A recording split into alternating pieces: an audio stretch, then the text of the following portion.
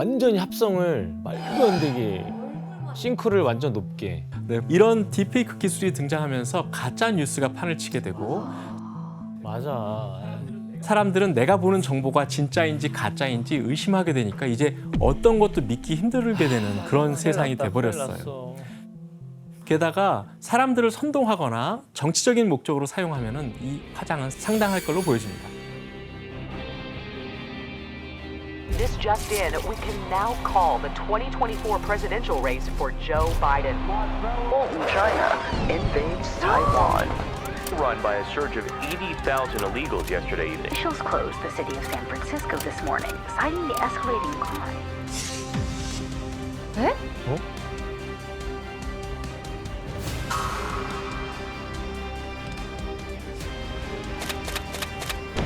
와우. 신기하다. 그씨 근데 얼마 전에 이 딥페이크 때문에 아주 막 미국이 맞아요. 난리가 약간 났었어요. 뒤집었다면서요? 예. 맞아요. 지난 5월 22일 펜타곤에서 폭발이 일어났다는 소식이 뭐? 소셜미디어를 통해서 빠르게 확산됐었어요. 진짜 폭발했는데? 영향력 있는 뉴스 채널에서 이 사진을 게시하면서 한때 미국 주식시장이 흔들렸대요. 난리 나죠.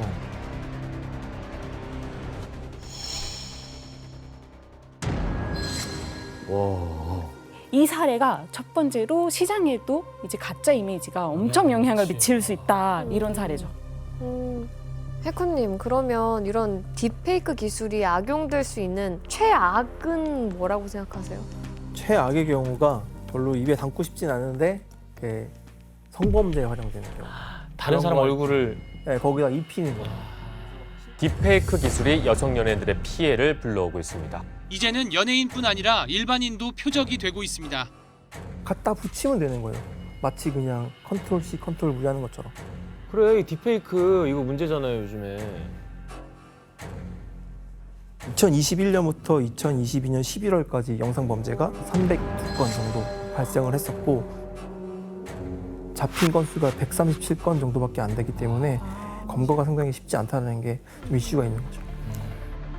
경찰이 성영상물과 합성해 제작 유포하는 행위에 대해 집중 단속에 나섭니다. 최대 징역은 5년, 벌금은 5천만 원입니다. 하지만 어렵지 않게 조작할 수 있다는 허점 때문에 피해 사례는 갈수록 늘어나고 있습니다. 맞아요. 인공지능이 불러온 이전에 없었던 두 번째 혼란이 있는데요. 그것은 바로 챗봇의 위협입니다. 챗봇. 챗봇은 대화형 인공지능의 한 종류로 사람과 대화가 가능한 인공지능이에요. 우리 옛날에 심심이 뭐 이런 거 있었잖아요. 그렇죠, 맞아요. 시리도 있고. 네. 챗봇 문제될 거 없네. 네, 나도. 이거는 이게 문제가 되나? 바로 한 인공지능 챗봇이 무엇을 도전해 볼까라고 물은 10대 소녀에게 알고리즘에 의해서 페니 챌린지를 추천해 준 거예요.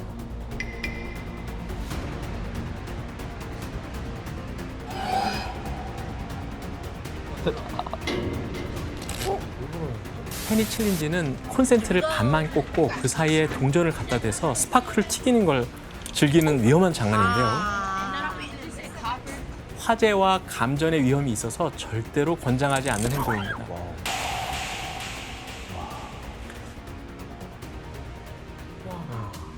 이거 너무 심각한데. 10대 애들한테 너무 위험한 행동이잖아요, 저런 행동. 근데 챗봇은 뭐 어떤 알고리즘으로 그런 위험한 장난을 추천하는 거예요? 네, 대화형 인공지능인 챗봇은 통계적으로 가장 가능성이 높은 단어를 예측을 해서 그걸 답변에 그냥 활용하거든요. 그러니까 이미 갖고 있는 데이터에서 10대 유행, 재미있는 놀이 이렇게 했더니 페니 챌린지라는 게 도출이 그냥 된 거예요. 그래서 인공지능의 결과물을 맹신하게 되면 큰 문제가 될 수 있습니다. 키워드 위주로 최신 유행만 딱 알려주고 이게 위험하다 안전성은 아직 검토를 안 하는 거예요. 그렇습니다. 그래서 최근에는 이제 그런 것을 사전에 한번 필터링을 해주는 알고리즘이 추가로 들어가는 추세이긴 합니다. 그런데 챗봇의 위험성은 여기서 끝이 아닙니다. 챗봇과의 대화를 맹신했다가 지난 3월 28일 날 벨기에의 한 30대 남성이 목숨을 끊는 사건이 발생했습니다. 평소에 너무 기후 위기에 우려가 많았던 이 남성은 자신의 노력만으로는 전 지구적인 이런 기후 위기가 나아지지 않는다는 비관론에 빠져가지고 힘들어하고 있었다고 합니다. 그리고 이때 이 남성의 유일한 대화 상대가 있었는데 바로 인공지능 앱 차이였습니다. 앱 안에 있는 여러 챗봇 중에서 원하는 것을 선택해서 대화할 수 있는 방식이었는데 무려 6주 동안이나 AI 일라이자랑 이 남성은 대화를 주고받았고 결국 대화 끝에 남성이 내가 죽으면 기후 위기로부터 지구를 구할 수 있냐라는 질문을 했고 AI인 일라이자가 그의 생각에 동조하면서 심지어 다양한 자살 방법을 알려주기까지 했다고 합니다. 결국 이 남성은 아내와 2 아이를 남겨두고 자살해버렸습니다. 이처럼 인공지능은 이제 인간을 가스라이팅하고 인간의 행동을 조종할 수 있는 그런 지경에까지 이르게 된 겁니다. 이제 엄청난 성능을 바탕으로 핵무기급 파장을 불러온 기술이 있습니다. 바로 오픈 AI라는 회사가 출시한 챗 GPT인데요. 맞아. 전 세계가 대화형 인공지능 챗GPT로 떠들썩합니다. 챗GPT가 그야말로 돌풍입니다. 네, 챗GPT는 인공지능이 질문에 대답해주는 일종의 채팅 서비스라고 할 수 있는데요. 여기서 GPT는 각각 Generative, Pre-trained, 그리고 트랜스포머를 이용하는 인공신경망이라는 단어의 약자입니다. 사람처럼 정교한 대화 능력을 구사하면서도 사람보다 훨씬 빠르고 정확한 정보를 제공하면서 출시 2달 만에 사용자가 무려 1억 명에 도달하는 정말 챗GPT 신드롬을 일으키고 있어요. 막 논문도 대신 써주고 막 이런다. 네. 돼? 논문의 요지를 입력해주면 얘가 알아서 초록 요약문도 써주고 그리고 목차도 잡아줍니다. 와.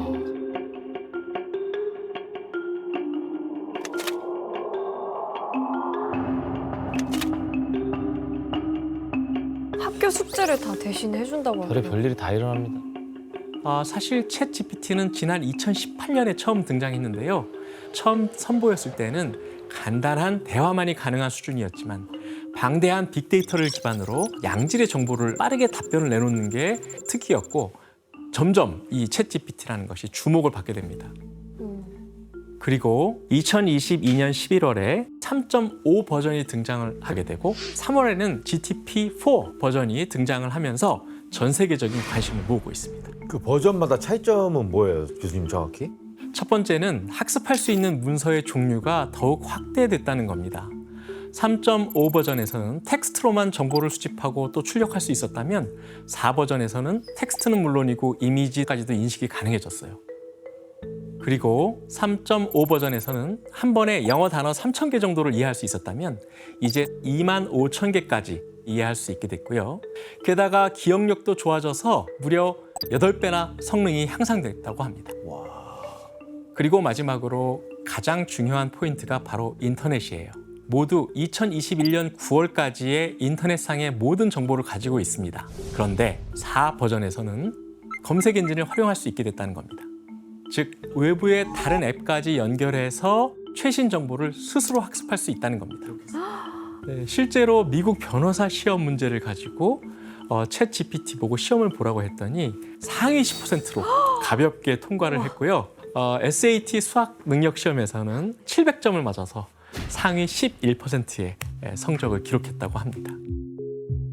수능 정답 자료를 학습하지 않아 순전히 기존 실력으로만 문제를 풀었는데 3분의 2 이상을 맞췄습니다. 우와. 28문항을 푸는데 단 6분이 걸렸습니다. 와. 이런 방대한 데이터를 바탕으로 물어보기만 하면 무엇이든지 답변해주는 챗 GPT에게 여러분들 혹시 물어보고 싶은 거 있으세요? 많아요. 갑자기 많이 많으세요? 생겼어요. 네. 저는 개인적으로 그 로댕과 까미유 편 너무 재밌었거든요. 네. 그래서 로댕에 관련된 다큐를 좀 구성해 줄 수 있지 않을까요? 챗GPT가? 궁금하다. 한번 해볼까요, 그러면? 네. 저게 챗 GPT구나. 네.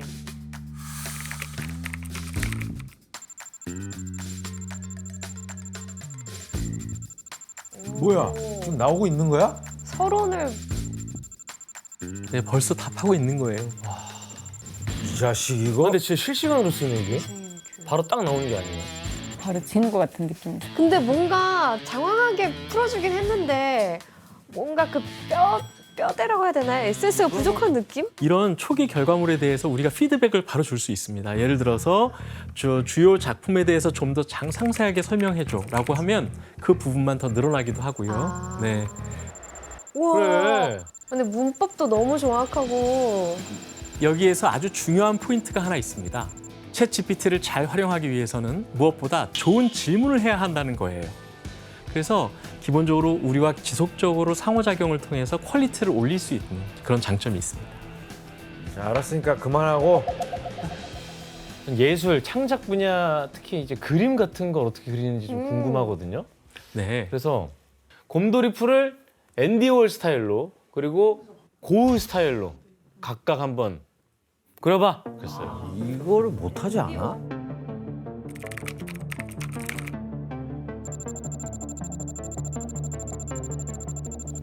그렸어? 나온 것 같은데? 오! 나왔다. 앤디 월 스타일? 오, 난해한데? 곰돌이 푸 색감 살짝 보이긴 하네요. 약간 난해하긴 한데. 푸가 보이긴 하네. 고흐 스타일 공대 또 알잖아요. 그쵸, 배웠죠, 우리. 야, 고흐는 쉽지 않을걸. 나왔다. 이렇게 바로 그린다고?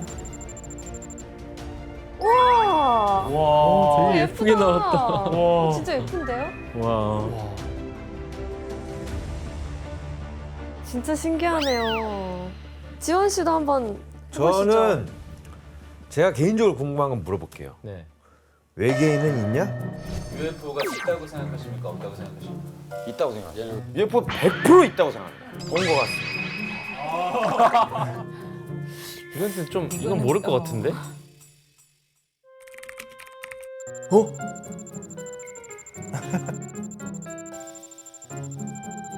꺼져. 아 너무 똑똑한데? 못 이기겠다 형. 누구랑 대화하는 느낌이네 아예. 그리고 여기 같은 경우에 개발자들이 되게 잘 써요.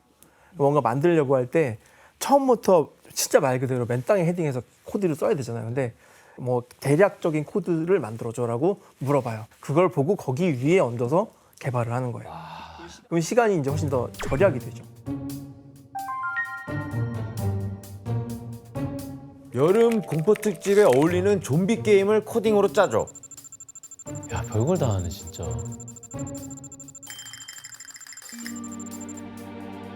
피해를 입힌다. 생명력이 우와, 0이 되면 뭐야 이게? 코딩을 해주는 거네. 네, 맞아요. 이건 진짜 소름이야. 저 실행될 거예요. 진짜요? 말도 안 된다. 이렇게 해서 게임이 만들어진다고? 네, 파이썬은 프로그래밍 언어고요. 그거의 3.0, 3.1 뭐 이런 버전에서 실행을 하면은 이게 게임이 될 것이다라고 얘기를 해주고 있습니다. 미쳤는데. 와, 이건 진짜 미쳤다. 이건 막 단순히 그림 그리는 그 수준이 아니네. 예전 같으면은 게임에 대해서 스토리 라인을 정하고 플레이의 룰을 정하는 것만 해도 며칠이 걸렸을 거예요, 최소한. 그런데 그 다음 단계인 코딩 작업까지 그냥 바로 해버리는 것이 생성형 AI의 어떻게 보면은 새로운 역량이라고 할 수 있겠습니다. 저희 때 한창 막 코딩 배우는 거 유행이었는데 사실 그렇게 고생해서 배울 필요가 없겠네요. 그냥 요즘에 챗 GPT를 통해서 코딩 어떻게 해야 되는지 그거 배우기 시작했어요. 네. 여러분과 함께 직접 챗 GPT를 경험해 봤는데요. 기존에 있던 챗봇하고는 어떤 차이가 있는 것 같으세요? 기존 거는 그냥 어떻게 보면 심심할 때 달래주는 정도의 느낌이었는데 이거는 진짜 척척박사 같은 느낌? 문장을 잘 만들죠. 그렇습니다. 맞아요. 실제 사람하고 대화하는 것과 같은 자연스러운 인터랙션이 가능하다는 부분이 또 굉장히 중요합니다. 심지어 인공지능이 우리에게 거짓말을 한다 할지라도 우리가 속아남으로 갈 수도 있는 그런 상황이 됐습니다. 이거를 실제로 환각이라는 용어로 부르는데요. 챗 GPT에서 자주 나타나는 현상입니다. 실제로 챗 GPT가 질의 답변했던 환각 증상을 규현 씨와 지원 씨가 읽어주시겠어요? 세종대왕의 맥북 프로 던짐 사건에 대해 알려줘.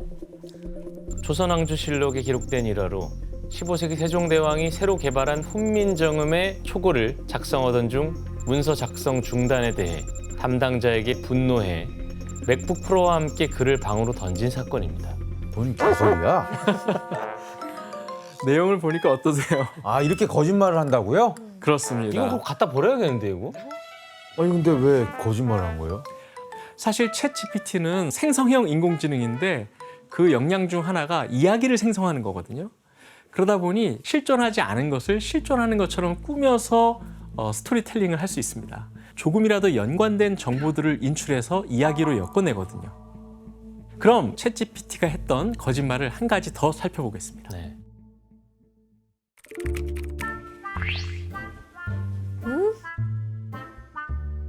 어? 형 소녀시대예요? 소녀시대 멤버. 소녀시대 2005년도 아니야 심지어. 제 타이틀곡 대표곡이 봄날은 간다예요. 와 진짜. 야, 서툰 이별은 진짜 형은 안 어울리네. 아 웃겨. 그대만 보여요랑. 871이면 제 친구인데요? 지원 씨를 잘 모르는 사람이라면 이런 챗 GPT의 말을 믿을 정도로 그럴싸한 거짓말을 구사하고 있습니다. 지원이라는 이름이 약간 여자 이름도 있으니까 이렇게 그냥 막 지원하는 그런가 건가? 보다. 법적 논쟁이 불거지고 있는 이슈가 있는데 바로 저작권 논란입니다. 아 이게 또 저작권 논란이 될 수 있겠네요. 앞서 확인한 것처럼 챗 GPT는 그림이나 음악, 영상, 시, 기사 등 다양한 결과물을 만들어낼 수 있거든요. 하지만 여기서 문제가 되는 건 챗 GPT가 내놓은 결과물이 기존에 있던 무수한 정보를 학습한 후에 일부분을 교묘하게 응용해서 내놓을 수 있다는 겁니다. 이런 상황에서 챗 GPT에 대한 저작권 소송 문제가 잇따르고 있는데 그중 한 곳이 미국과 캐나다의 약 2,000개의 언론사가 소속된 뉴스미디어 연합과 일부 언론사들입니다. 발단이 된 건 지난 2월 전직 기자 출신의 사용자가 챗 GPT에게 어떤 뉴스를 통해 학습하느냐는 질문이었습니다.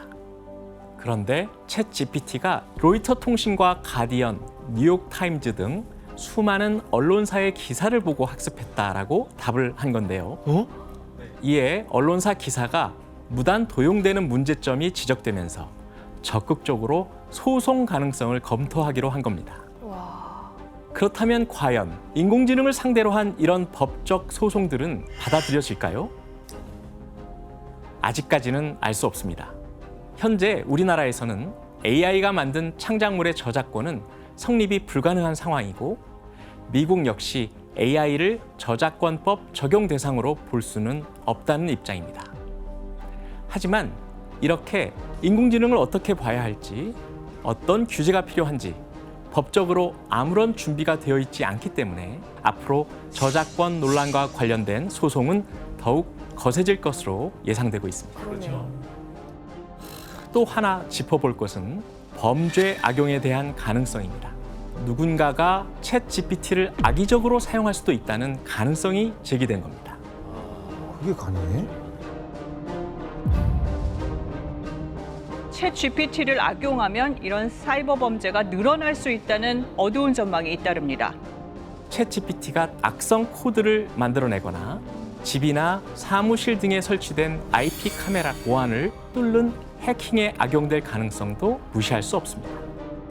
챗 GPT의 분석을 토대로 공격 코드를 입력하자 카메라 영상이 실시간 전송됐습니다. 뭐야? 아우 갑자기 소름 돋았어.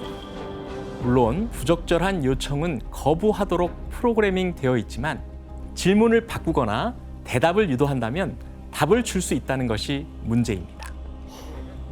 그리고 인공지능과 챗 GPT가 발전을 거듭할수록 가장 직접적으로 나타나고 있는 문제가 있습니다. 바로 일자리 위협입니다. 세계적인 투자은행인 골드만삭스는 챗 GPT와 같은 생성형 AI가 전 세계 정규직 3억 명의 고용에 영향을 미칠 수 있다고 예측했습니다. 에? 큰일 났어요, 우리는 진짜. 챗 GPT가 사람들의 일자리를 빼앗아가기 시작한 상황을 보도했습니다. 마케팅과 소셜미디어 콘텐츠 부분에서 고임금 지식 노동자를 대체할 수 있다고 보고 있습니다. 컴퓨터 프로그래머나 엔지니어와 같은 기술직은 물론이고요. 재무 분석가, 회계사, 통역사, 투자 트레이더 등 화이트 칼라의 일자리가 가장 큰 위협을 받을 것이란 예상이 뒤따랐습니다. 단순 리서치 업무 같은 경우는 이제 충분히 대체 가능한 것도 있고요. 더구나 이제 뭐 판사 때문에 아니 판사를 챗 GPT가 한다고요? 그러니까 왜냐하면 그 감정이 없이 판단만 해주는 거예요. 그러니까 판례를 다 주고 기존의 판례가 이렇게 됐으니 판사가 이것과 유사한 경우는 이렇게 판례를 해주고. 야, 지금 우리 작가님들 되게 걱정하시는 느낌인데. 야, 그렇게 따지면 카메라 감독님도 다 긴장해야 돼. 카메라가 다 AI라고 생각해봐. 저희가 교수님한테 계속 이게 좀 얘기를 듣다 보니까 뭐 좋은 것 같으면서도 되게 막 좀 위험하다는 생각이 조금 더 앞서는데 이거 중단해야 되는 거 아닙니까? 네, 지원 씨 지적하신 대로 많은 걱정과 근심거리가 나오고 있는 것도 사실입니다. 그래서 2021년도에 유럽연합에서는 인공지능에 대한 법을 만들면서 새로운 기술에 대한 일종의 가이드라인을 만들려고 했거든요. 그렇지만 사실상 통제가 쉽진 않습니다. 지난 3월 29일 전문가들이 챗 GPT-4를 넘어서는 고강도 인공지능의 연구와 개발을 중지하자는 공개 서한도 발표했어요. 해야 돼, 이거. 그리고 단 하루 만에 1,000명이 넘는 사람들이 동참했습니다. 동참한 사람들 중에는 오픈 AI 초기의 투자자였던 일론 머스크, 그리고 심지어 챗 GPT를 만든 샘 올트먼도 포함되어 있습니다. 본인들이 만들고 개발자들이. 그거를 막자고요. 대 위험성을 안 거지. My worst fears are that we, the field, the technology, the industry, cause significant harm to the world. I suddenly realized that maybe the computer models we have now are actually better than the brain. Then maybe, quite soon, they'll be better than us. It could be terrible, and it could be great. It's not clear. Right. But one thing is for sure, we will not control it. 니디 씨, 근데 인공지능에 대적하기 위해서 또 좀 황당한 아이디어를 좀 제시한 사람이 있다고요? 일론 머스크가 다시 이런 아이디어를 냈는데 인간의 뇌에 인공지능 칩을 넣자는 아이디어였어요. 인공지능이 계속 인간의 지능을 넘어가니까 그럼 우리 또 밀리지 말자, 그런 의미로 인간의 뇌가 인공지능을 같이 연결시켜서 훈련시키자는 그런 아이디어였고, 근데 뭐 역시 거기서 거절당했죠. 그건 로봇이죠. 인간이 아니죠.